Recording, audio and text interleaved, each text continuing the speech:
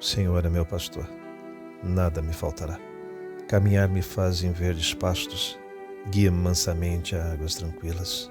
Refrigera minha alma, guia-me pelas veredas da justiça por amor de seu nome. Ainda que eu caminhasse pelo vale das sombras da morte, eu não temeria mal algum, porque tu estás comigo. A tua vara e o teu cajado me consolam. Preparas uma mesa perante mim, na presença dos meus inimigos. Unges a minha cabeça com óleo, meu cálice transborda. Certamente que a bondade e a misericórdia me seguirão todos os dias da minha vida, e habitarei na casa do Senhor por longos dias. O Senhor é meu pastor, nada me faltará. Oração do servo imperfeito, Albino Teixeira. Senhor, dura é a pedra, entretanto, com tua sabedoria, temo-la empregado nas obras de segurança. Violento é o fogo, todavia, sobre a tua inspiração, foi ele posto em disciplina em auxílio da inteligência. Agressiva é a lâmina, no entanto, no influxo de teu amparo, vemo-la piedosa na caridade da cirurgia. Enfermiço é o pântano, contudo, sobre tua benevolência, encontramo-la convertido em celeiro de flores. Eu também trago comigo a dureza da pedra, a violência do fogo, a agressividade da lâmina e a enfermidade do charco, mas com tua bênção de amor posso desfrutar o privilégio de cooperar na construção do teu reino. Por isso, Senhor, conceda-me, por acréscimo de misericórdia, a felicidade de trabalhar e ensina-me a receber o dom de servir. Que assim seja.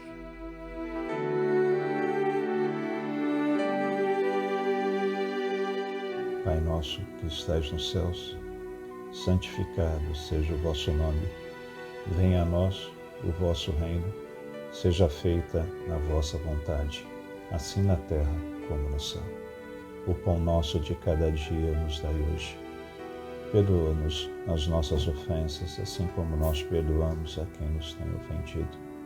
E não nos deixeis cair em tentação, mas livrai-nos do mal. Amém. Ave Maria, cheia de graça, o Senhor é convosco. Bendita sois vós entre as mulheres, bendito é o fruto do vosso ventre, Jesus. Santa Maria, Mãe de Jesus, rogai por nós, os pecadores, agora e na hora de nossa morte.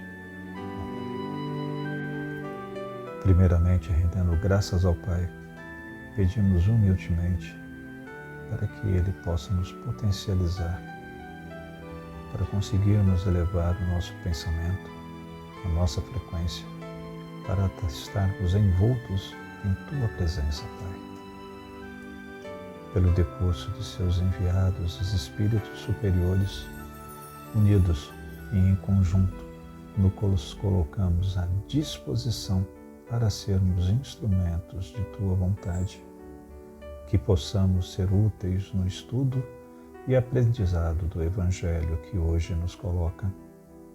Pai, somos ainda muito pequeninos, mas desejosos de buscarmos o nosso melhoramento e nossa reforma íntima.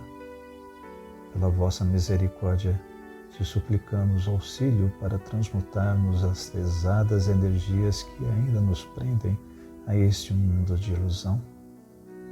Te pedimos forças para lutarmos contra as nossas imperfeições, humildade para enxergar os nossos erros e coragem para corrigi-los, e que aproveitemos as oportunidades que nos concede no presente para sanarmos o mal que fizemos no passado.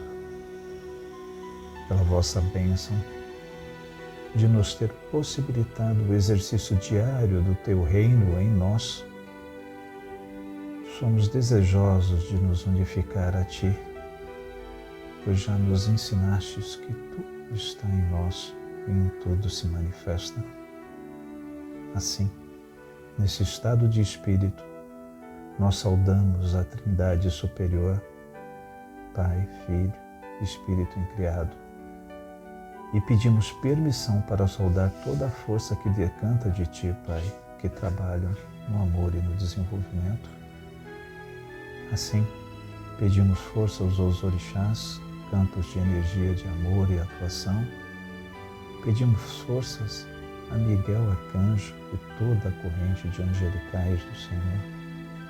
Pedimos forças à corrente franciscana, essa corrente que nos ampara, nos auxilia, a Xangô, que nos fortalece e sustenta, e ao Caboclo Tupinambá, nosso guia-mestre, que tanto nos orienta.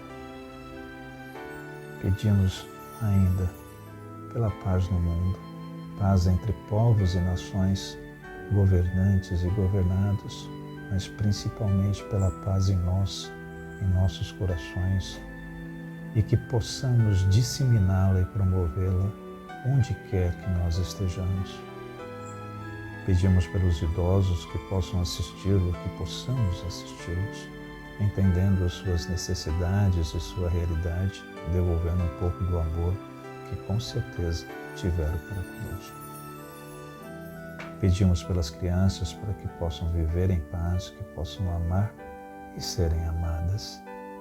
Pedimos pelas crianças da creche Santa Clara, pelas pessoas que ajudam a creche Santa Clara e os projetos sociais de nossa querida CFA.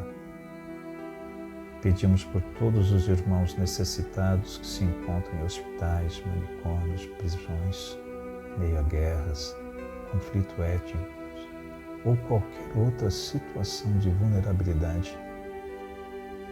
Pedimos por todos os espíritos encarnados e desencarnados, cujos nomes nos vêm à cabeça nesse momento, rogando a Deus por cada um deles.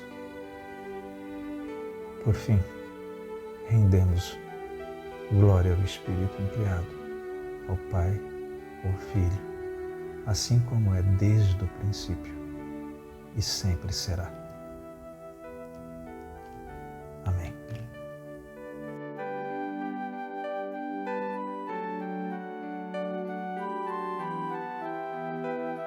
A sabedoria do Evangelho de Carlos Torres Pastorino, em oração.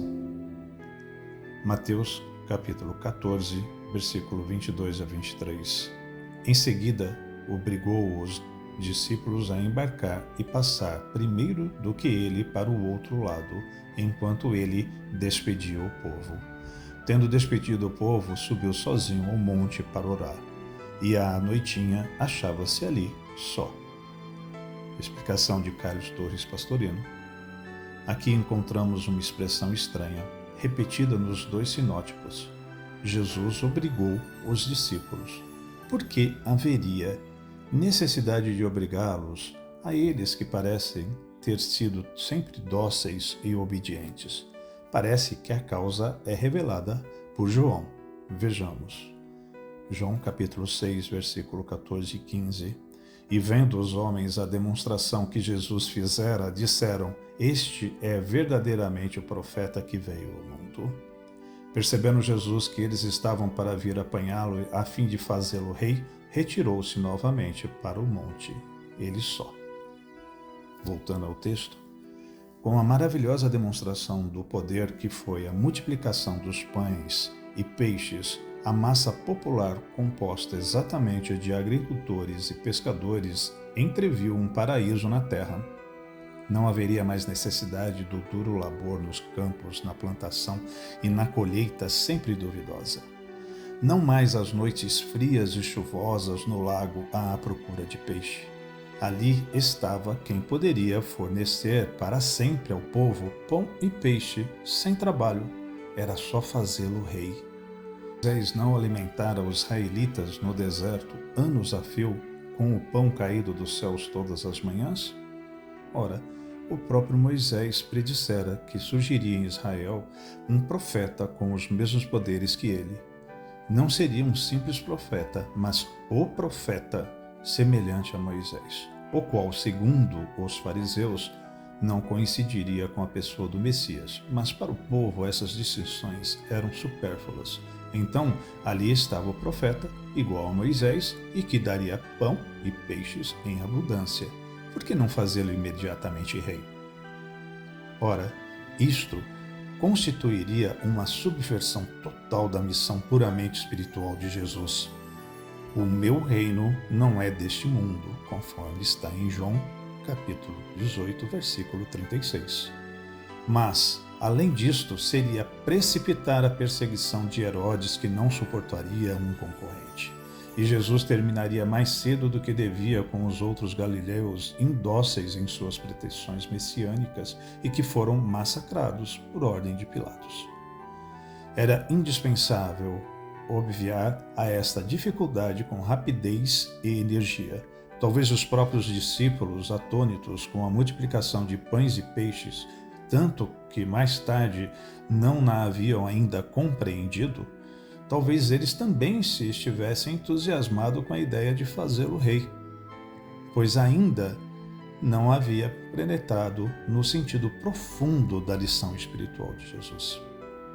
Daí Jesus dizer-lhes que fossem para outra margem, e cuja sugestão quiçá tivessem reagido, já influenciados pelo desejo de colocá-lo no lugar merecido, e isso forçou Jesus a constrangê-los com uma ordem taxativa e firme, que os evangelistas traduziram pelo verbo obrigar. Eles foram contra a vontade. Foram para onde? Estavam no território de Betsaida Julias, na margem oriental. Diz Mateus para a outra margem, que Marcos repete, acrescentando para Betsaida. Haveria outra Betsaida na margem ocidental do lago? Não sabemos. Esta questão é ardorosamente discutida pelos comentadores, divididos em dois campos. Os que negam a existência interpretam prós-Betsaida como na região fronteiriça Betsaida, sentido possível de a preposição grega.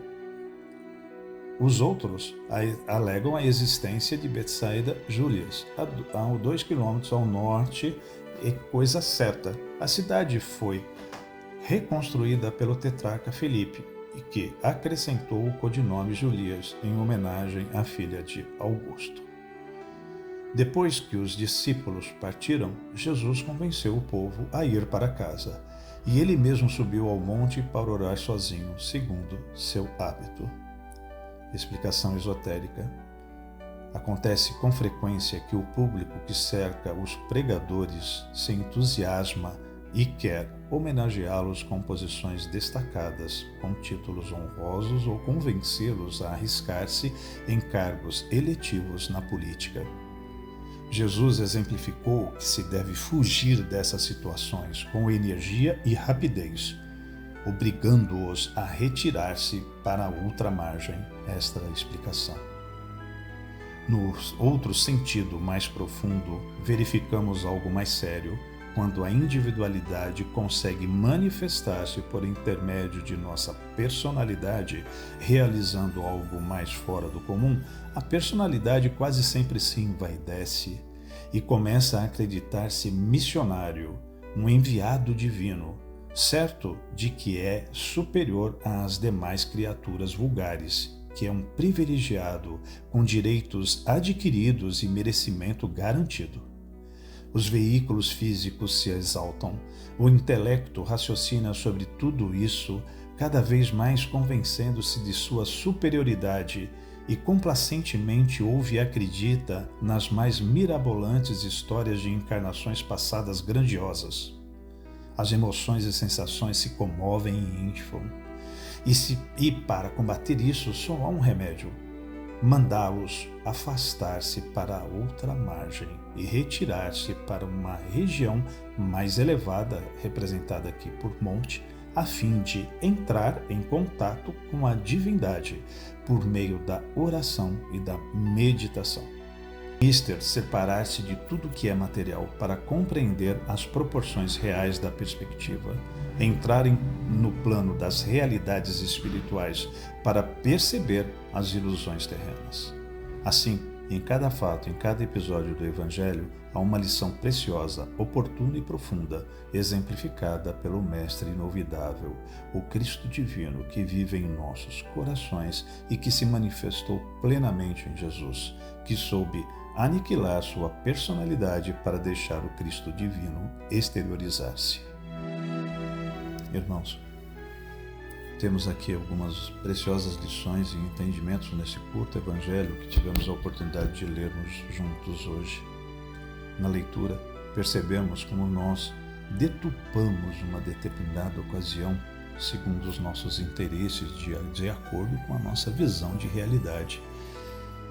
Nós vemos no texto o interesse despertado no povo, que era basicamente composto por agricultores e pescadores, de fazer uso das maravilhosas manifestações do poder de Jesus, não para aprimorarem o seu autoconhecimento ou para evoluir espiritualmente, e sim para saciar as condições básicas da existência terrestre.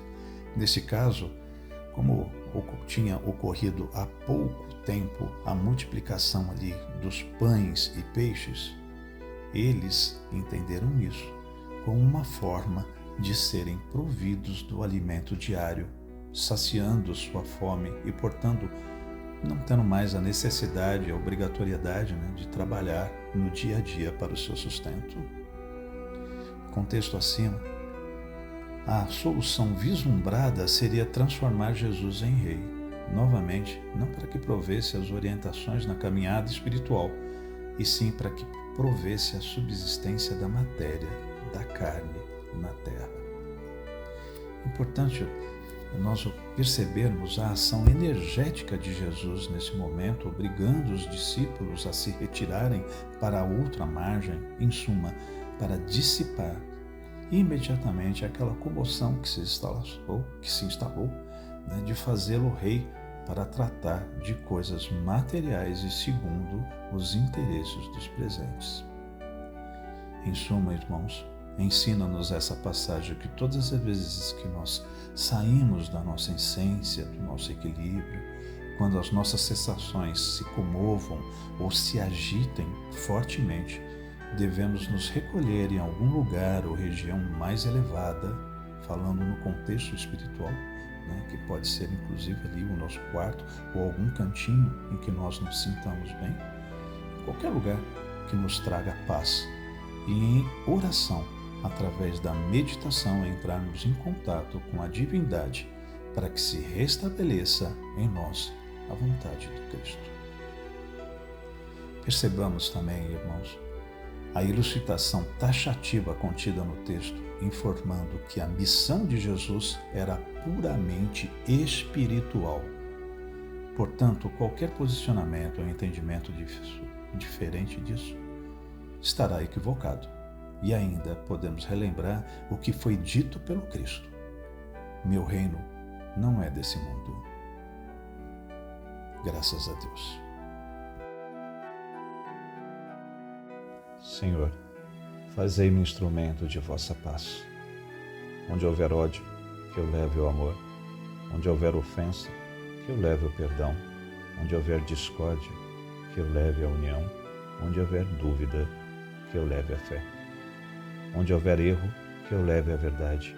Onde houver desespero, que eu leve a esperança. Onde houver tristeza, que eu leve a alegria. Onde houver trevas, que eu leve a luz. Ó Mestre, fazei com que eu procure mais consolar que ser consolado, compreender que ser compreendido, amar que ser amado, pois é dando que se recebe, é perdoando que se é perdoado, e é morrendo que se vive para a vida eterna. Graças a Deus.